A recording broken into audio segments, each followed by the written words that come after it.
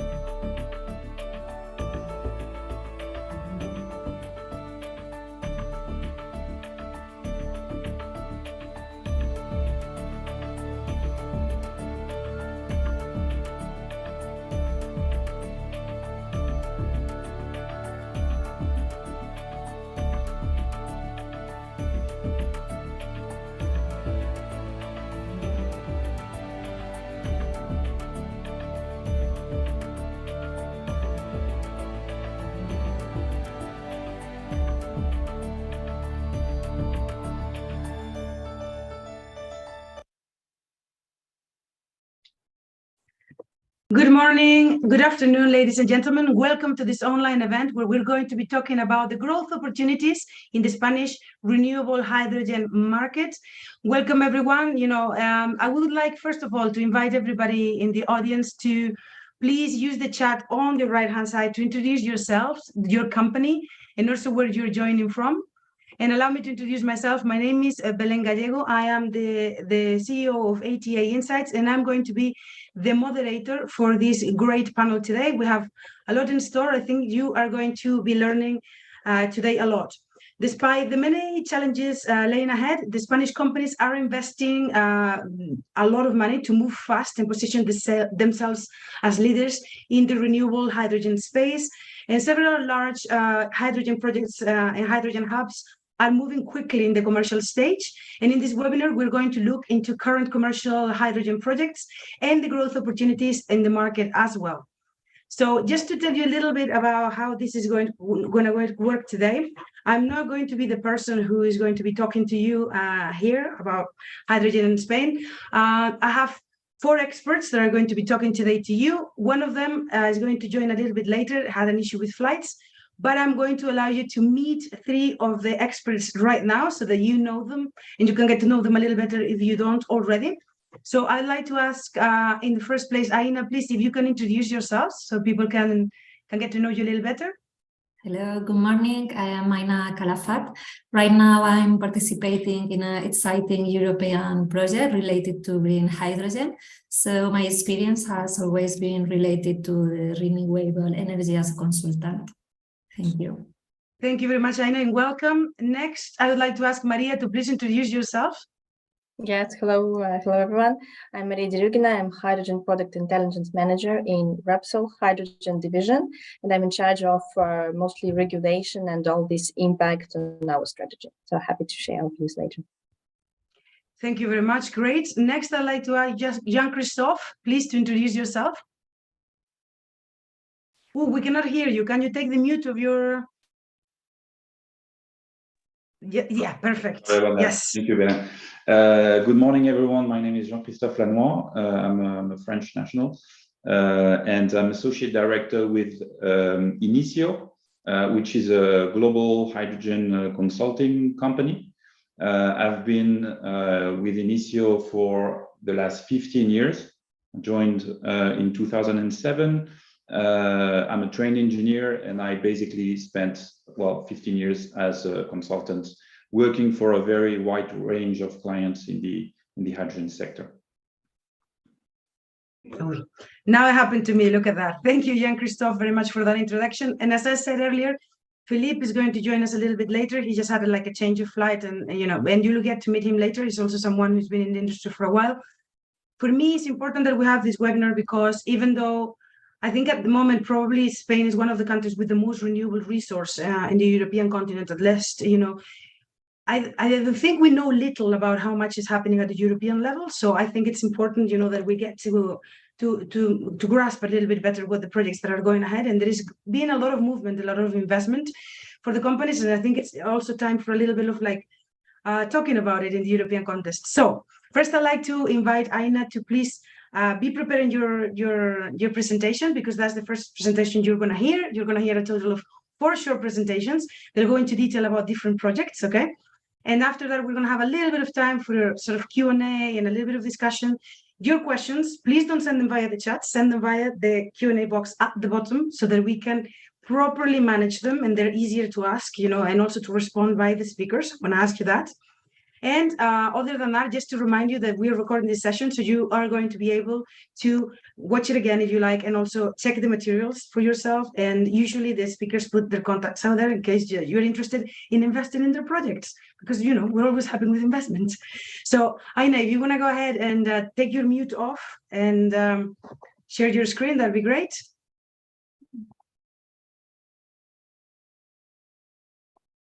Oh, we have someone, I think Maria. Oh, there you go. Thank you. Can you see it? Yes. We can see it. Perfect. So go right ahead, Aina. Perfect. Good morning to all. Thank you very much, Belén, for the invitation.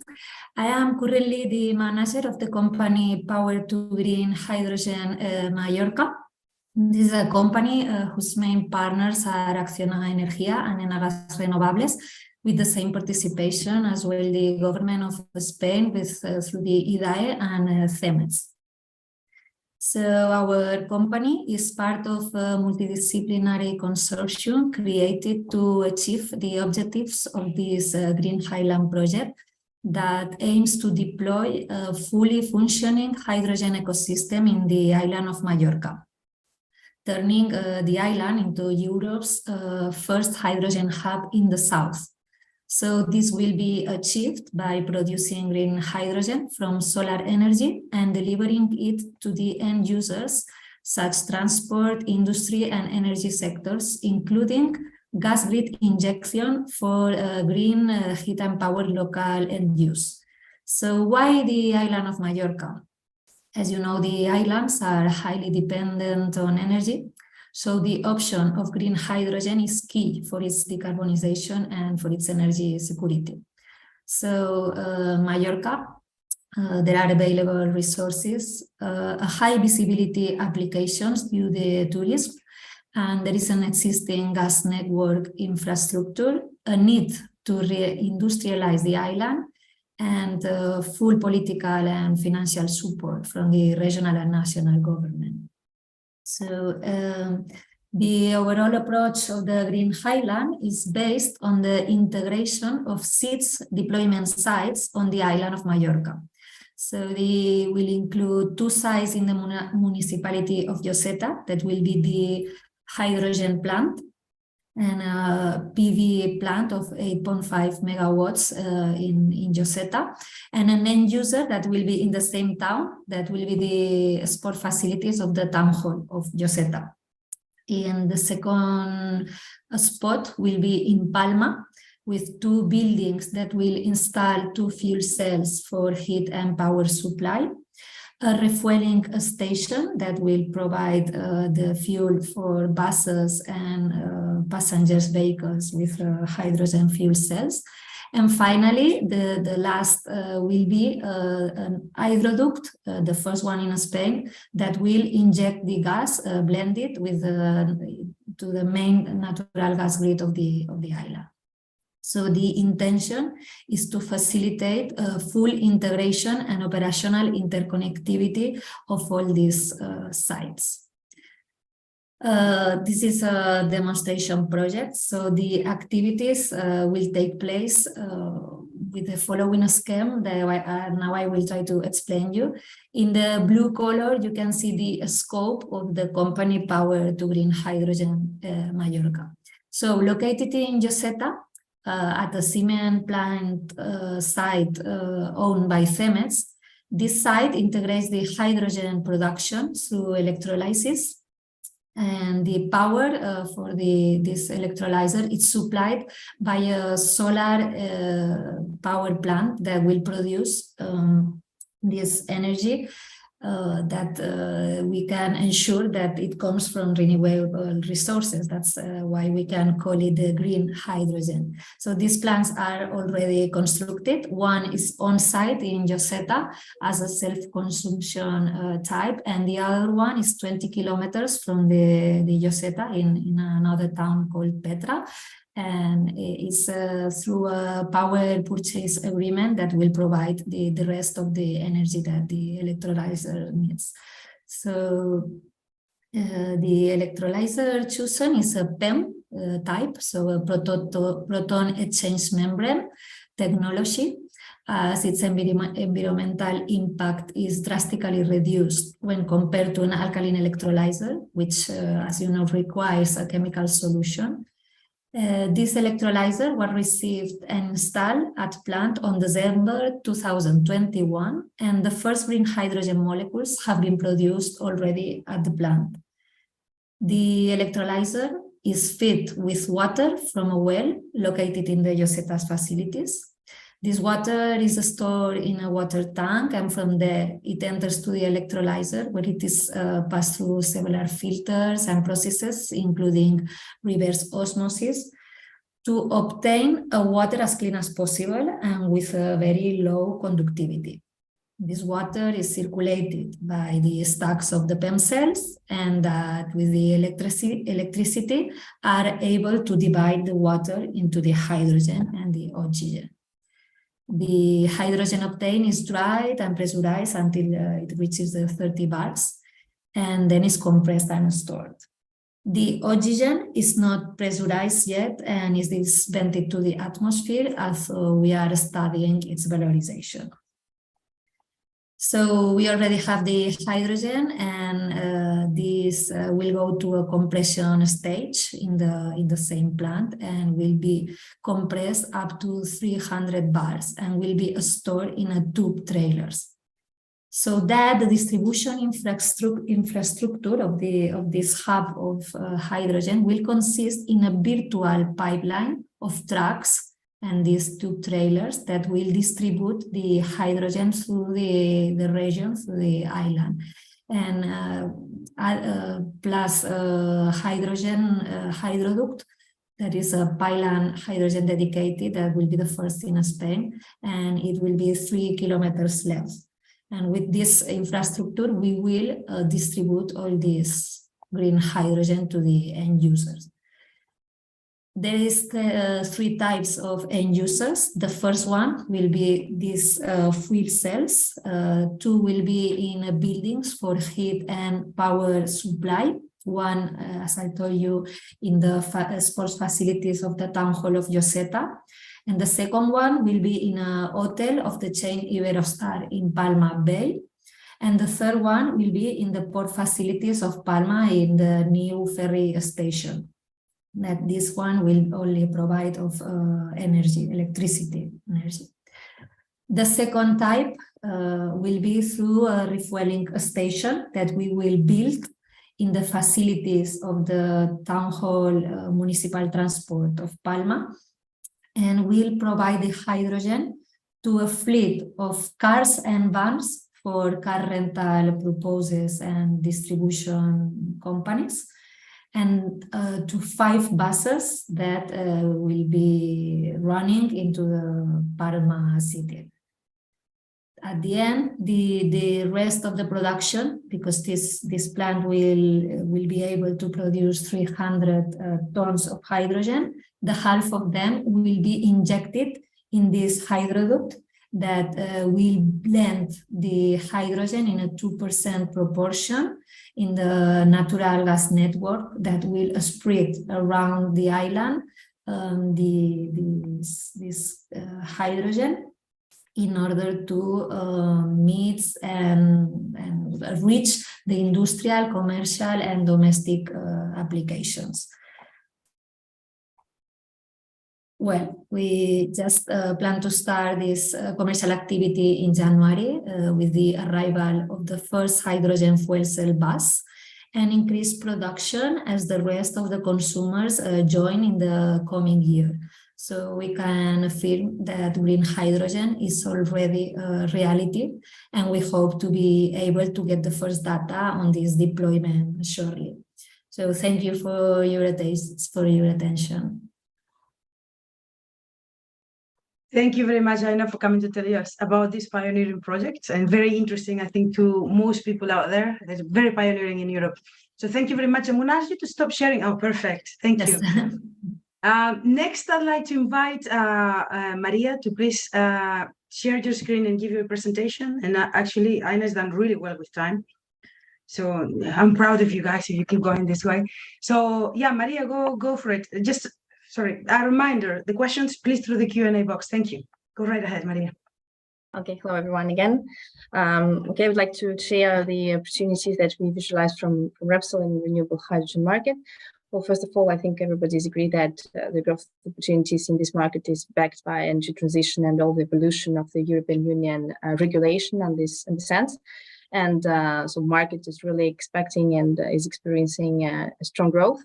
And also as a global multi-energy and vertically integrated company as Repsol, we analyze it both from this external perspective, but also based on our current industrial positions and in our business as an integrated company.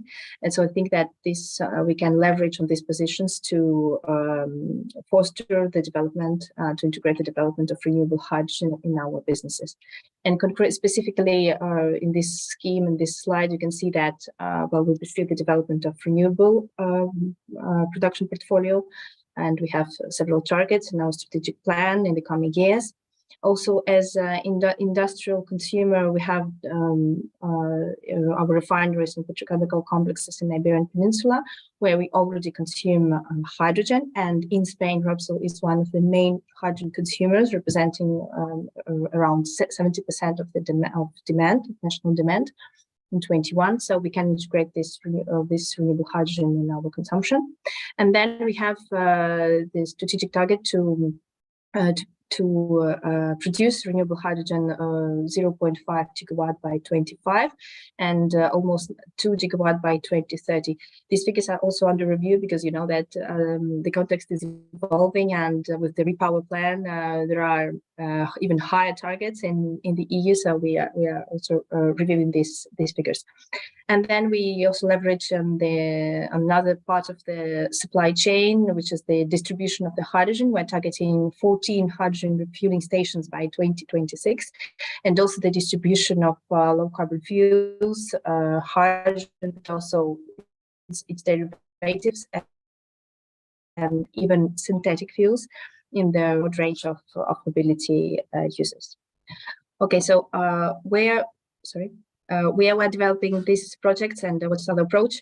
When, as you can see in the map, the project located in the most important hydrogen valleys that are consolidating and growing right now in Spain, and our petrochemical complexes in the great part of these cases are at the center of these developments. Just to a short overview, for example, the Basque Hydrogen Corridor, we are targeting, there are 3 projects at different steps. The first one will come on stream in the coming months, in the beginning of the next year, with 2.5 megawatts, mostly for the local users, for mobility. There is a logistical platform there for mobility users in the center. And then we'll put into operation in the coming years another electrolyzers with 10 megawatts, mostly for the production of synthetic fuels. And there we collaborate with Enagas, with energy entity of Basque Energy entity, and with Saudi Aramco. And then 100 megawatts in electrolyzer in 25. Then we have in Tarragona and Cartagena bigger electrolyzers. We announced recently the entrance at the new stage of this electrolyzer and consolidation of the consortium with our partners. So both are very important ports and logistical hubs. Repsol has a very long history of industrial transformation of these centers. So these are really important hubs for these developments. Petronor and Cartagena has been recognized as IPC projects in the last call of the Commission. And then also we're developing hubs in Madrid and mostly with the mobility. In Puerto Llano also, where we have our petrochemical complexes, and we are targeting to install their demo plant with the photoelectrocatalysis technology. And then recently we announced the agreement to build 30 megawatts and then also to increase in La Coruña. Well, for the sake of time, I will not enter in all of these details, but of course we will not forget that we also developed projects in Sines and as an Iberia Peninsula in a whole. And then we created in the beginning of this year, we led from Repsol the consolidation of the HIne consortium. This is right now the biggest renewable hydrogen consortium in Spain. And the idea is to integrate different hydrogen valleys that are appearing in Spain, to have this innovative approach and multi-sectoral approach. So if you can see that the main characterization of this HIne alliances, in the next slide you will see that there are which are the members, but mainly different kind of companies, universities, and even organizations. So we have this systemic approach to take advantage of the infrastructure to interconnect these valleys. Then having the multi-sectoral approach, because there are companies from different sectors, leading companies in their sectors also, to really build together the initiatives and projects to push hydrogen as an energy vector. So to convert opportunities into real projects, and also have this technological diversity, also to build pilots together, demonstrative projects, and all these things related with the innovation. Here you can see that the general picture of what are the members. We are today 35 members officially, let's say, but because there are other companies joining, and well, we'll put their logos, I believe, very, very soon as well. So it's really in the promoters, you can see that there are 9 promoters. So there are also companies from different sectors, transport companies as well, like Enagas, for example, and companies from the mobility, and companies who are developing also technologies to produce hydrogen. The first initiatives of this HIne consortium was the launch of the Hydrogen Ebro Corridor. This is the region gathered by Ebro River in the north of Spain, and this is the really interregional collaboration of 4 provinces, País Vasco, Navarra, Aragon, and Catalonia. And this is the idea to leverage on synergies in these regions, because we know that there are regions that probably have more renewables available, and now they have industrial capacity. So really to join together the efforts, there is a strong governmental and local support for this project, and also to have this promotion of cross-border projects with France, because there are already existing working groups in terms of sustainable development between the regions. So to leverage on already existing groups in the Pyrenees to promote these cross-border projects in the South of Europe. So there are regional meetings and these corridors. And to go into more details about the examples of the project that have been announced recently and during the autumn, together with Enagas, our partner, also in HIne, we announced the next stage of the Tarragona electrolyzer project. So it's now at the FEED stage, and we targeted 150 megawatt electrolyzer in the first phase by 2025, and then to scale up to 1 gigawatt. As I told, this is based in the Tarragona petrochemical complex. This is one of the largest chemical hubs in south of Europe, and also very important port and logistical platform for Catalonia. So there are a lot of opportunities really to promote. Here we can say that how we can really leverage on these industrial sites capacities, because there are our partners also have taken these projects, and the hydrogen is used both for industrial, for heating use. Also oxygen also is used, and there will be a pipeline gathering oxygen, distributing it around this industrial site. So really we see that the opportunities to promote hydrogen use are important in these sites. Another example is the Navantia, the agreement with that we signed with Navantia this summer on the development of the electrolyzer production in their industrial site in turbine factory in Ferrol in Galicia. So Navante is the shipbuilding company, so they have services and they offer services and vessels both for military and civil users and sectors. And so the idea is to use these industrial capacities, and I would like to underline this important thing that in Spain there are a lot of industrial capacities, not only refineries but all, from other companies, other sectors where we can really leverage and foster the developments of speed up the developments of the electrolyzer, leverage on industrial capacities, but also on the skills. So the idea is to push the production of the electrolyzer at this site, and to support the developments and also the market together with this company. And then just to give one example on the mobility, but there are others, is that with Talgo we made already some tests this year.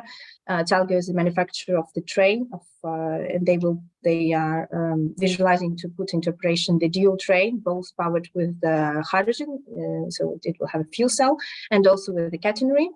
And Repsol will be supplier of renewable hydrogen for Talgo, and so this is also forms part of the. 2 minutes. Thank you. Sorry, I didn't want to break you. No, that's okay. I'm perfectly on time. So this is they also forms part of the hydrogen roadmap of Spain, which targets to have 2 commercial power lines by 2030. So I believe that this responds to a Spanish global strategy. Okay, so these are examples. There are others, but I will be happy to discuss this later. Thank you. Thank you very much, Maria. It's insane, looking at everything that is going on through the country. There's so many hubs, so many different activities. So thank you very much for going through some of the stuff that you're working. Let me just take this away. There we go. Okay. So as Philippe hasn't arrived yet, it was our original plan that you heard the 3rd case study before we moved on to talking a little bit more generally about, the opportunities in Spain. However, because he's not here yet, I'm going to ask Jean-Philippe to please step in and give you a presentation. And just bear in mind that we're going to go back to the case studies. Thank you very much for the questions that you're sending. Maria, Aina, you have some questions already that, we're going to be talking about that shortly. And I just wanted to remind you all that we're recording the session and we have the materials. So know you're asking about that and you'll have access to them. So Jean-Philippe, if you can take your microphone off and share your screen, that'd be great. Sure. In the meanwhile, we'll try and find out about Philippe. Yeah, go ahead. Yeah. So let me know when you can see my screen. Can you put that in large scale, like in large screen? Because we can see it already. It's just like we can still see the slides on the side. Yeah, perfect. Okay, go for it. We can hear you, and we can see your presentation. So go for it. Sure. Thank you very much. We're gonna take a little bit of a step back and a broader perspective on the hydrogen market and especially the Spanish situation. So maybe just a few words of introduction about HInicio and who we are, because probably many of you do not know us. We're a strategic consulting company specialized in the hydrogen sector. We were founded back in 2007 in Brussels, and we've spent the last 15 years working alongside public and private clients, helping on shaping their strategy in the hydrogen sector, analyzing investment opportunity through due diligence in M&A processes or project finance environment. We work extensively on policy and regulation, both on the public side to help public decision makers implement and shape the right policy instruments to support the hydrogen sector, but also on the private side to help our clients navigate through the landscape, the policy landscape, understand the implication for their business and for their projects. Last, we also work in actual project development alongside developers. We provide feasibility studies. We build business plans for large-scale hydrogen or derivatives projects. public funding application, consortium building, and project management. When I say hydrogen specialist, it has to be understood in the broader sense. That includes all the derivatives. We work on ammonia, we work on e-fuels, we work on methanol, etc., etc. In terms of client base, we have worked across the entire value chain with energy company, oil and gas, TSOs, DSOs, chemical companies, the car industry, investors, banks, and public clients. So let's get to it now. What we're seeing now actually develop is a massive market and a massive compliance market at the European level for hydrogen and derivatives. It all started with climate objectives. Climate objectives, the Paris Accord, which all of you probably know, which has been translated into a specific target for hydrogen and derivative, that target being 20 million tons of green hydrogen consumption by 2030 within the boundaries of the European Union. And more specifically, 10 million should be produced within the European Union, and 10 million would be imported from outside Europe. The reason being that when you look on a global scale, Europe is more or less in a deficit situation in terms of renewable energy. So we're going to have to import quite a substantial amount of it. The targeted markets are basically across the board, the industry, road transport, maritime transport, aviation, and obviously the energy sector as well. To achieve those objectives, the European Union is putting in place a very comprehensive policy framework, which includes a number of foundational texts. Obviously, the EU ETS, most of you probably know, it's been around for more than a decade. And more recently, a number of additional directives have been created, and some of them are still in negotiation in Brussels. RED II, the second version of the Renewable Energy Directive, is going to introduce mandatory targets for introducing green fuels. One of those fuels being hydrogen and the derivatives under the name of the categories named RFNBO, Renewable Fuel of Non-Biological Origin. There will be a mandatory target for that. RED III is already in discussion and will be adopted later next year.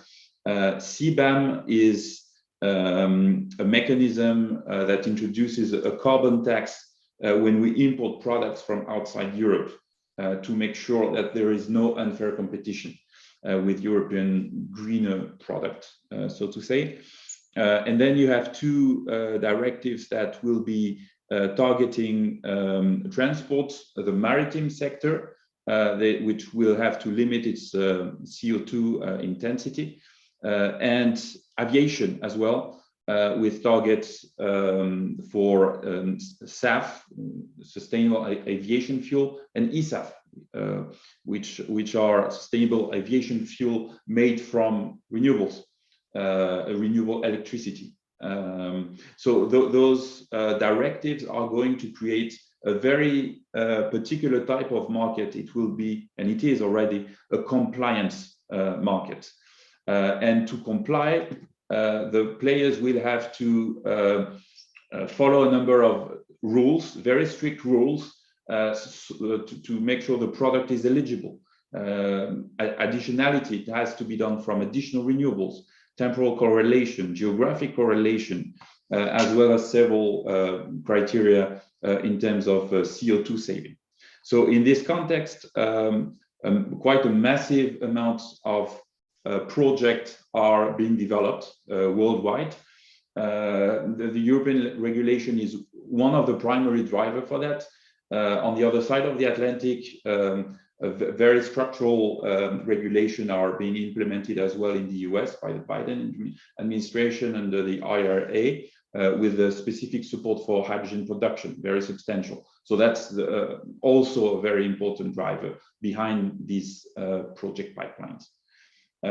Spain, that's what we think, is very well placed in this game for a number of reasons. One of them is quite obvious, is linked to your renewable energy potential.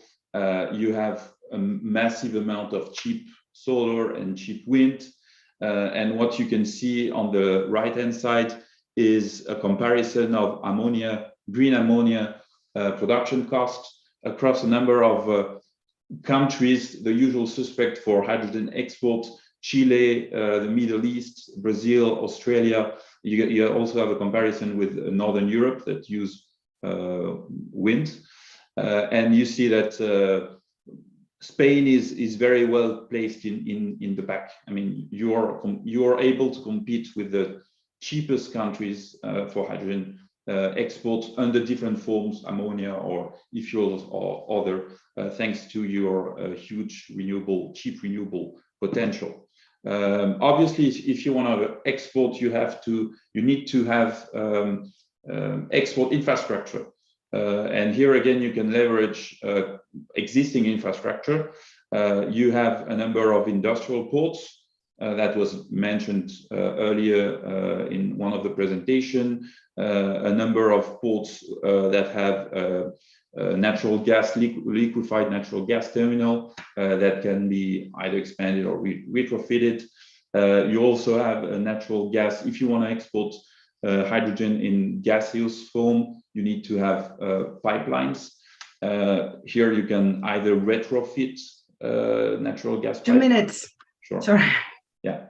Yeah, I'm right in time. You can retrofit natural gas pipeline. You can build new pipelines, and probably you saw in the press, I think it was on Monday, major announcement for the building of a pipeline undersea pipeline between Tarragona and Marseille in France. It's going to be built by 2030.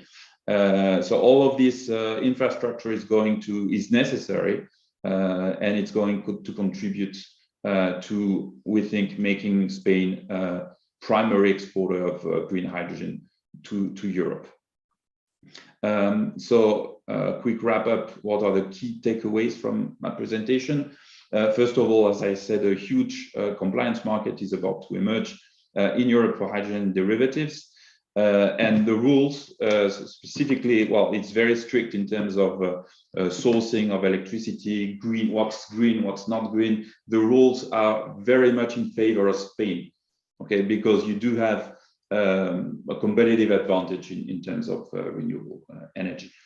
And finally, obviously, there will be a lot of competition. As we see, there is a massive pipeline of projects building up almost every day.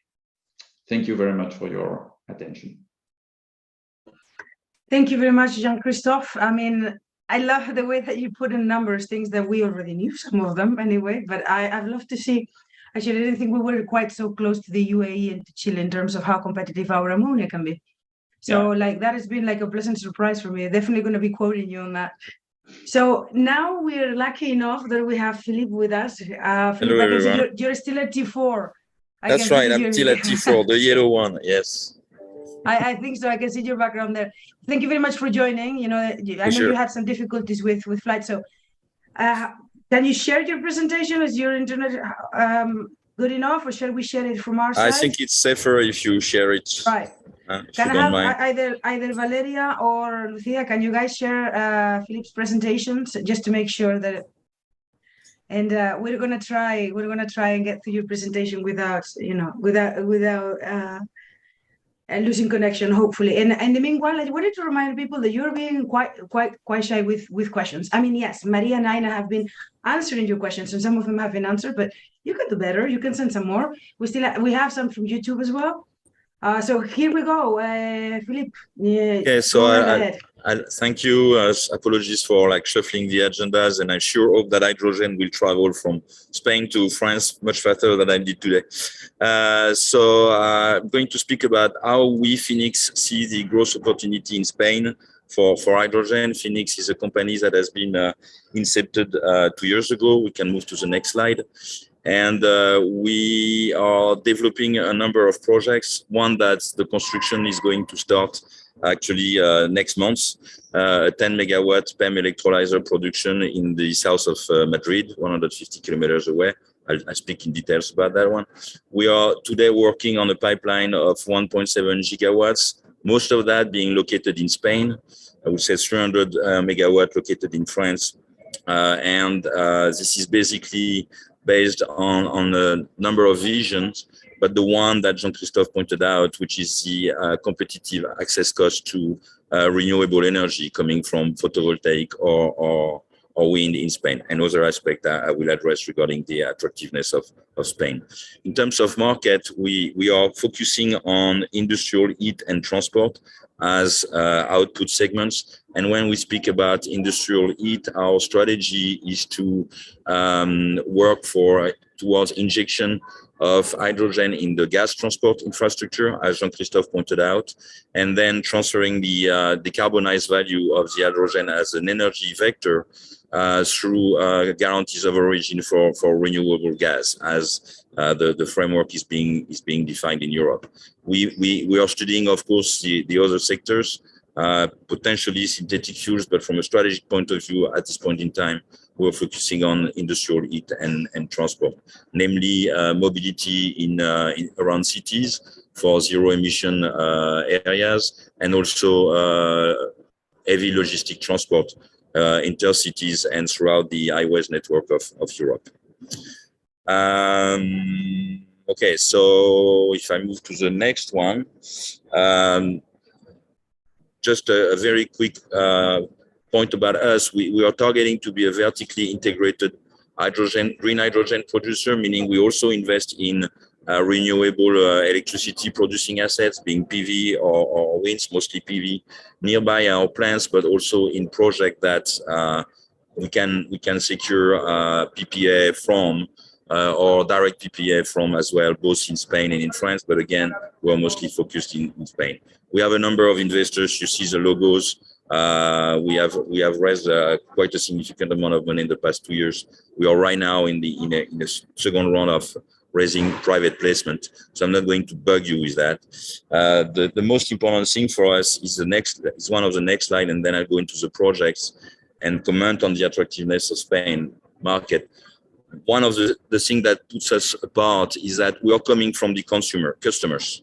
So by our history, we have a number of contacts and business relationships with potential corporate off-takers that are looking at how they are going to decarbonize their footprint, how they can reach the same value in their energy mix or in their product mix using decarbonized or green hydrogen rather than natural gas.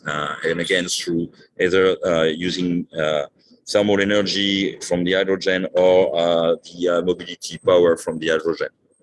So what we do is we analyze the total cost of ownership, the total value of ownership when using green hydrogen, and this is how we secure our off-takers. From that, we decided early 2 years ago to move rapidly into one of the first projects in Spain, and this is why we are building our first 10 megawatt project in the south of Madrid.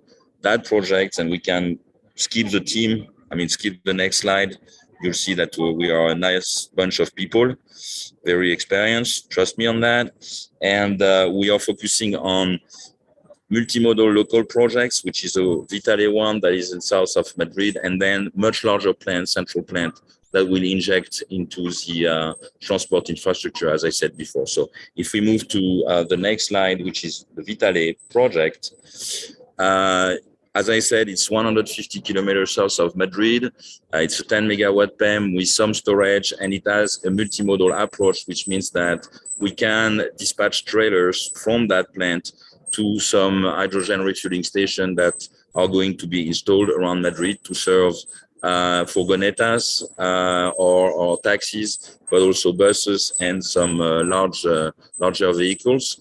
We are also going to inject into the distribution network that is nearby, and that will then be injected into the transportation network. And we will also have a direct hydrogenoduct that will go to an industrial plant using this hydrogen for thermal energy production. We have learned a lot, and one of the key points for us is that in terms of the political will in Spain to push forward the hydrogen economy, we feel it very strongly. Here you see the picture of the breaking ground ceremony with the president of the region of Castilla-La Mancha, and also of course the mayor of the city. But we see also, for example, in the last few days, there has been a regulatory framework being proposed at the Spanish national level to reduce the transportation cost of electricity when it will be feeding into hydrogen plant. And that for us is a key element of the competitiveness of Spain to produce hydrogen that can then be injected into the gas transport infrastructure and have that hydrogen move to Europe. So for us, this Vitale project, for which we consider us an early groundbreaker, is going to enable us to test all the different modes of interaction with the off-takers. And the production should start in early 2024, construction starting next month. Now, if we go to the next slide, and I'll be almost done. Yeah. On the left, you have the Vitale project as I described it. We are now working on much larger plants. The Barriataria project is very close to the Vitale one. This is going to be a 70 megawatt PEM electrolyzer unit that is going to directly inject into the transportation network. And this is a first of its kind in terms of our own central plants. We target to have 1.2 gigawatt of those central plants injecting into the network by 2030. And this is based again on the competitiveness of electricity in Spain, be it from solar or also from wind. Also from the welcomed regulatory framework that is being designed for electricity transport cost reduction when it comes to producing hydrogen, and also the availability of the gas network to transport the hydrogen, combined with the regulatory framework on renewable gas guarantees of origin framework that are being designed at the European level through the Delegate Act and on a voluntary basis in the scheme that is being currently designed for Spain. So we see Spain as a very high potential place for our business, but also for the strategic energy reliance of Europe, because we don't necessarily want to import hydrogen coming from other places based on the current and recent history that we have lived with natural gas, and clearly Spain is well positioned to serve the needs of Europe. And I'll be happy to answer any question. I hope I didn't skip too much over time. Thank you. That's okay. Thank you very much, Philippe, and thank you very much for making the effort. I know it can't be easy for you sitting in T4. Okay. But I appreciate to be part of the conversation, and I thank you very much, all of you. It's been great presentations.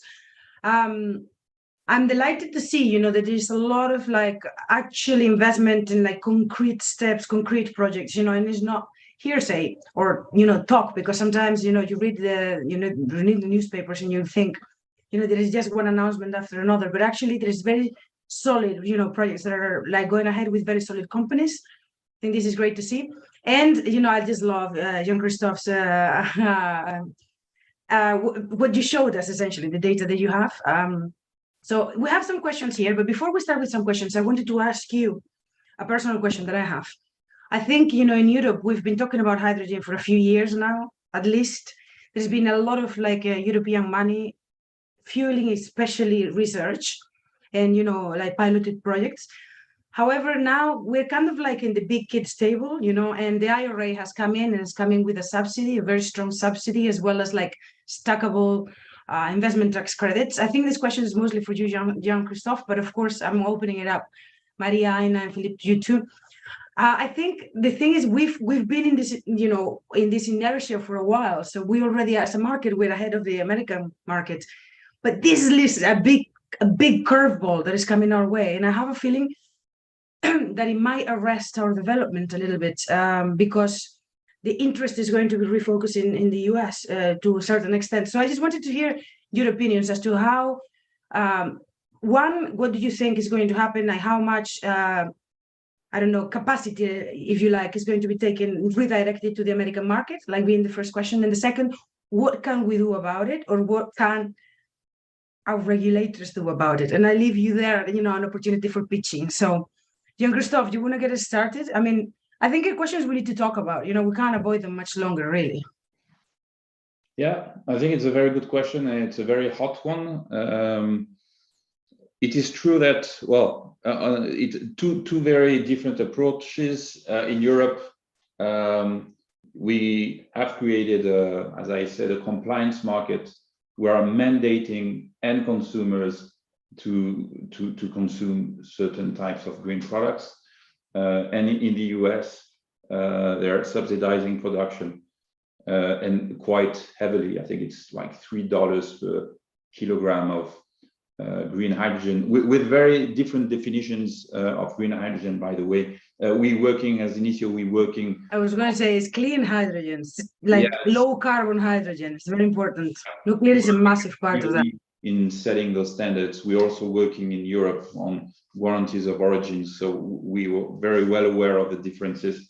So without any restriction, the natural tendency will be to invest in production in the US to get the subsidy and export to Europe, where there is a demand because there is a compliance market, right? But obviously that creates a situation of possibly unfair competition.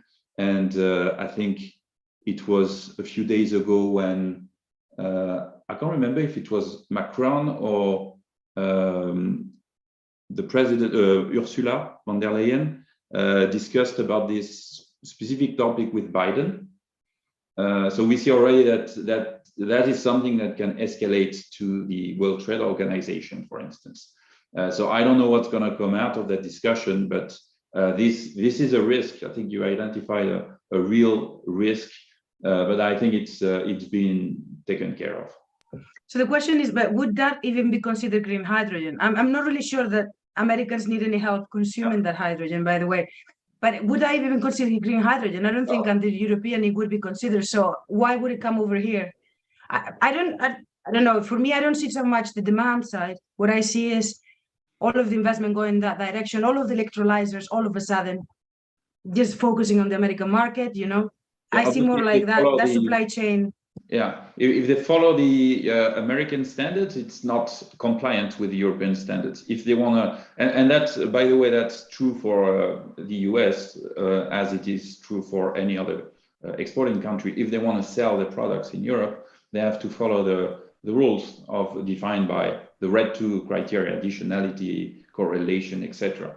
But the European criteria are much more restrictive than the US criteria. So if they follow the European criteria, they will also be able to benefit from the US subsidies by definition. Right? Yeah. Then if I may, for me, there are like three angles to that, two threats, one opportunity. The one threat, primary threat, is to have potentially hydrogen being produced in the US and shipped to Europe. I think that one, as long as Europe is standing by its regulations to define what green hydrogen is, should be limited. Even so, there will be a pressure at the international trade level, clearly. The second threat is more the one that you were pointing at, which is all the capacity for electrolyzers, compressors, whatever, that could be shifted toward the US. Out of the needs from Europe. that can be also an opportunity for companies that are producing this kind of assets through gigafactories plan in Europe to have an outside market, which could be good. So it's a two-faced coin. The third one for me as the opportunity is the opportunity to develop usage cases and usage objects. What I find we are missing in Europe, I'm speaking from the French point of view, this one, not so much others, but is that we are trying to promote a production infrastructure in some ways through a compliance-induced market, but we are not promoting the object of demand. And what I find interesting into the US, whatever their approach is, and okay, there are many good and less good sides on that, but it's that they are going to develop usage technologies that we can benefit in Europe in terms of using hydrogen. The issue is that those technologies will be developed in the US and not in Europe. Yeah. So for me, usage is a key point. No, I mean, I agree. I mean, the DOE also has like a lot of R&D money. I don't know. I would have to check exactly to see, what it is at the level, but it's twofold really. Like they're just being a lot more generous. So I think there's going to be like a flight of companies really from, this is the thing. And yeah, the European Union is going to have to do something. What? I don't know. That direct subsidy, I don't see it so clearly in our market. Maria, do you want to say something? I can add just one thing. I would like to add one thing, and that the big difference probably from the project promoter as Repsol in this kind of business, the thing is that in Europe we still have a lack of the certain definitions and standards, so it's like very lengthy. So in use the great advantage is that they also have challenges to undertake this act, of course, with the capacities, all these things, that how will the interconnections, so that it's not brilliant, but I mean it's simple and it's clear. And so the project promoters and the manufacturers are told there. Here in Europe, we are waiting for the delegated acts and all this kind of stuff. The certifications or the definitions to be able, to say that what kind of hydrogen will be accepted, how we should manage all the market expectations. So I think this is the major challenge right now. No, thank you, Maria. Yes, we need more definition and we need the standards to be ready presto. This is not unlike the US. They still haven't figured out how you measure your carbon intensity, for example. So there are things that need to be sorted out. But I think really quickly the game has changed, essentially. So let me move on to other questions. There is like 11 open questions here. I'm just going to throw them out there, guys, whomever wants to take it. Some of them are very high level. So I don't know if we'll need to ask other people, to join in here. So let's just try and answer as many as possible to the ones that we have here with the knowledge that we do have. So here Thomas asks, what is the current situation with the price of green hydrogen compared to conventional gray hydrogen? I think this is an excellent question, because the prices of gas are so high. Are we starting to get close to being competitive? If not, what is still missing? Anyone here? Jean-Christophe, go for it. I can, I will try to answer, but without answering. Actually, I think, and that's let's say a little bit misleading. The measure of competitiveness of green hydrogen is not in a compliance market like the one we are into. Is not gray hydrogen, and most people think in terms of substitution. So think in terms of exactly the way the question was formulated. When do I get competitive where I reach the price of gray hydrogen plus CO2, right? But this is not the way to measure competitiveness in this market. The way to measure it is the price of the alternative, okay? The end client, for instance, a refinery or fuel supplier, they have to comply with RED II targets. They have to introduce something like 14% of green fuels by 2030. And if they do not do hydrogen, they have to do something else, okay? So you get to a situation when you have, for an oil and gas company, for instance, you have a merit order of different options that and the players will choose first the cheapest option and the less risky and the easiest to implement, and that's biofuels. Okay, and then you have biofuels, and it's capped in quantity. There is a cap in the directive, and then you go to biofuel second generation, and then you go to and hydrogen is fighting with, and in this merit order you also have green electricity, and you have e-methanol, and you have e-jet fuel, and green hydrogen, and hydrogen is fighting with all these options in this merit order, right? So your price target is not gray hydrogen, it's biofuel price, or biofuel second generation price, okay? I buy your answer. However, to get some early adopters on board, like price does matter. Maria, I see that I'll give you I don't know if you wanted to say anything. Oh, go on. Go on, yes, thank you on this question of the gas prices. Yeah, I completely agree. From the integrated company, I mean, what's good for one business is not necessarily good for another one. But I think the thing as we look on it is that I mean, the economy is cyclical. We're experiencing right now a situation with the higher energy prices. Gas prices also impact electricity prices, and the hydrogen, it depends on the electricity prices, as we know. So it's like very you have a circle, right? So everything is depending. But I mean, the general idea is that, if I may, that I mean, we have to make this business sustainable. We cannot expect that today the prices, the gap is bridged, or probably even it's more economic to produce renewable hydrogen in this particular day, for example. But then with another economy, if the economy changes, if there are some geopolitical tensions, the situation will change. So I mean, we have to focus on the sustainability and not be so dependent on this cyclical and geopolitical context. To me, some of the end users tell me that if the gas prices continue as they are now, green hydrogen will be competitive. But because we don't know what's going to happen tomorrow, if the market goes down to where it used to be, then it's not worth having a plant that is going to give you this very expensive hydrogen for the foreseeable. I don't know if that helps anyone, but you know, that's what I hear. Anyway, so thank you very much, Maria. Thank you very much, Jean-Christophe, for answering this question. There is one that I wanted to ask here. And guys, if you use any question that you'd like to ask, to answer, please take a look, because after I'm going to ask you, we're going to run a little bit over, okay? But this question I think is important.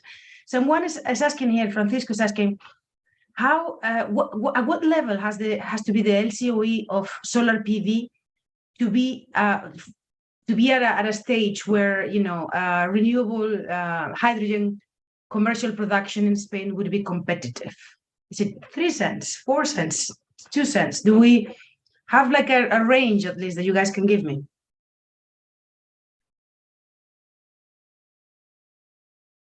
Anyone? No? It's a bit of a... I'm sorry, Belen, but I was trying to find the question within the list of questions, and I could not. I'm just taking it out. Yeah. He said, what is the approach? Well, Francisco Guerrero is in Amsterdam now. The solar LCOE break-even point at the hydrogen commercial production in Spain that we will be competitive. It's not very well formulated, but basically what it means is, what is the price that the LCOE of PV has to reach for the production of hydrogen in Spain to be competitive? Okay, I can try to give some element of answer on that one, but again, the question is defined as to hydrogen being competitive, and I fully support what Jean-Christophe has said, and also Maria, which are these two different messages. We need to define competitive for that. Okay, so and it depends on the value of usage, and it also depends on what are the options that the customer is looking at, both short-term and long-term, and the current price situation, either now or in 5 years or 10 years. So it's difficult to answer that question by the lack of definition of, you know, competitive. If we say, and I'm going to try to answer another question at the same way.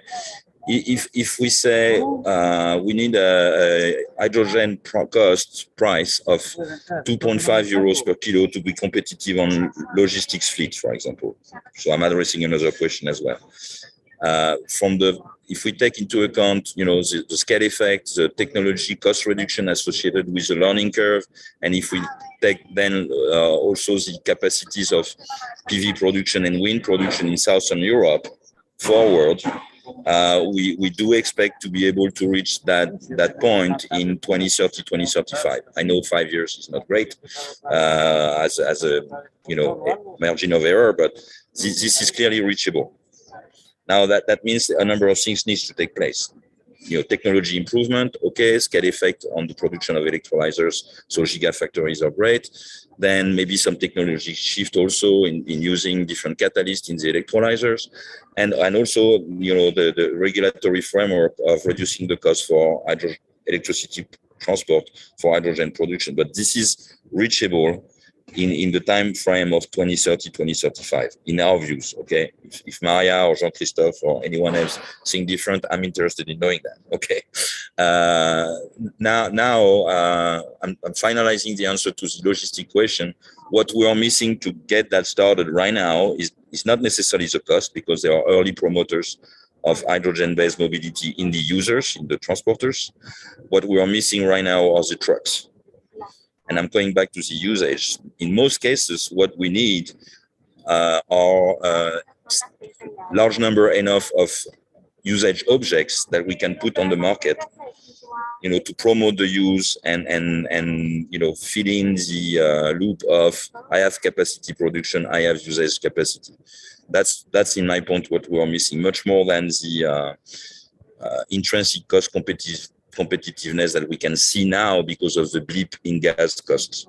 That is, I agree with Maria, temporary and is going to evolve. Cycled, yeah. Yes. Okay. We have a chance to respond one more question or so, or maybe two. Is there any on the list that you guys want to answer? Aina, or Maria, or Jean-Christophe, or Philippe? Just there is 7 open at the moment. I know that you guys have been answering, but if there is anything there is the problem with most of them is that they're very high level. Yeah, Maria, go ahead. Yeah, I see there's a question on there's a question on the demand and somehow the connections to the also to use hydrogen. The Spanish grid, yeah. Yeah, if you're not connected to the grid. I mean, so general, I take it as a demand question for other not specific. I mean, I think we have to see where the hydrogen really has the most adds the most value. I mean, it's quite expensive to produce it right now, so we will probably look on the alternatives. There are also electricity in some cases could be useful. In other cases, it will be just impossible in hard to abate sectors. So also the important thing is that Repsol, we're working on the synthetic fuels as a project, so they still need to achieve commercial scale, industrial scale. But we believe really this is a very good opportunity because you can use already existing infrastructure, even existing engines, and use the e-diesel or another kinds of these fuels based on hydrogen. Also, we think about ammonia, methanol, in different other opportunities. So I think yes, really to see what are the best alternatives in the demand, and according to the distribution, again, it could be distributed in hydrogen, the form of hydrogen derivatives, and also if it's close location and you're not connected to the grid, well, by trucks, for example, it would make sense. Excellent. Thank you very much, Maria. I think if there is no further questions that you guys want to answer, and I think we've run a little bit over, so thank you ever so much. Aina, Maria, Philippe, and Jean-Christophe. It's been great. I think it's been a really amazing webinar. We learned a lot from you today. I think also there's been a lot of questions, so thank you very much for those. Some of them are a little bit out of our they're a big picture for us to be able to answer, but I wanted to say that obviously this webinar we organized as part of REMAT H2 Hydrogen here in Spain, in Zaragoza, which takes place in February 8th and 9th. So please join us. The MITECO, the EU Commission, and many other organizations and companies will be there. Most of the companies that you see here are going to be there. I think all of you are going to be there, in fact. So we'll be delighted to welcome you there. We expect like a big crowd of the young people here that are making it happen in Spain. And it's just a way, for us to learn about each other, make sure that our R&D and our essentially learning curve, is a little bit shared in some ways, so that we're not making the same mistakes, especially because we have plenty of challenges, without having to compete with one another at the moment. And I just wanted to also mention here, just one quick thing is that we are running the first industry awards this year. So We have a lot of different categories that you can nominate projects, companies for. Please look into it. If you have any questions, we can send you a link. Make sure you nominate your company. We have best promoter, no, not best promoter, but promoter of 2023. We have the electrolyzer 2023 and so on. So please make sure that you participate, because it's going to be an opportunity for us to celebrate together all of our achievements. So without further ado, thank you very much, guys. And we will see you next time. Thank you. Thank you. Bye.